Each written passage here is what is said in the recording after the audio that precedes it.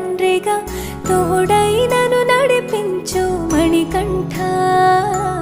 కష్టాలే తరిమినా కన్నీరే ముంచిన నీవే నాకు దిక్కు కదా అయ్యప్ప.